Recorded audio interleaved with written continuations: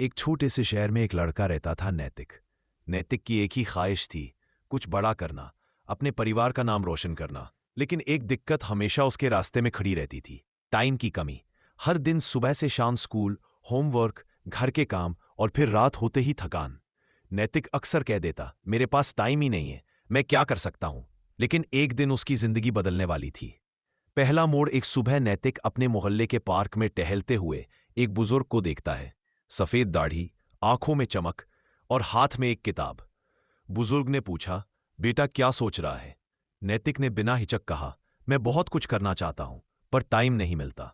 बुजुर्ग मुस्कुराए और बोले, टाइम कभी मिलता नहीं है, टाइम निकाला जाता है।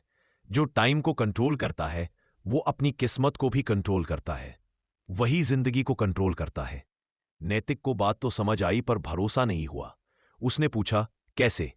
बुजुर्ग बोले, तुम मोबाइल पर दिन में कितने मिनट देते हो और अपने सपने पर कितने? नैतिक चुप हो गया, क्योंकि जवाब उसे खुद पता था। उस दिन के बाद नैतिक ने एक कागज निकाला और उस पर लिखा, हर दिन 1 घंटा सिर्फ अपने सपने को।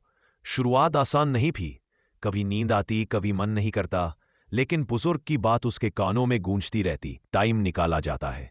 धीरे धीरे उसने एक रूटीन बनाया, सुबह 20 मिनट सीखने के लिए, दोपहर 20 मिनट अभ्यास के लिए, रात को 20 मिनट प्लानिंग के लिए, कुल 1 घंटा।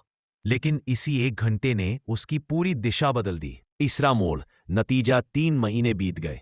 नैतिक ने खुद को बदलते देखा, उसकी स्किल बढ़ी, आत्मविश्वास बढ़ा और वो काम जो उसे असंभव लगता था अब आसान लगने लगा। एक दिन वही बुजुर्ग फिर मिले और बोले, तो कैसा लग रहा है सपने की तरफ बढ़कर? नैतिक ने मुस्कुराकर कहा, आप सही थे, टाइम मिलता नहीं, टाइम निकाला जाता है। बुजुर्ग ने उसके कंधे पर हाथ रखकर कहा, याद रखना बेटा, जिन्हें बहाने चाहिए होते हैं उन्हें टाइम कम पड़ता है, और जिन्हें सपना चाहिए होता है वे टाइम बना लेते हैं।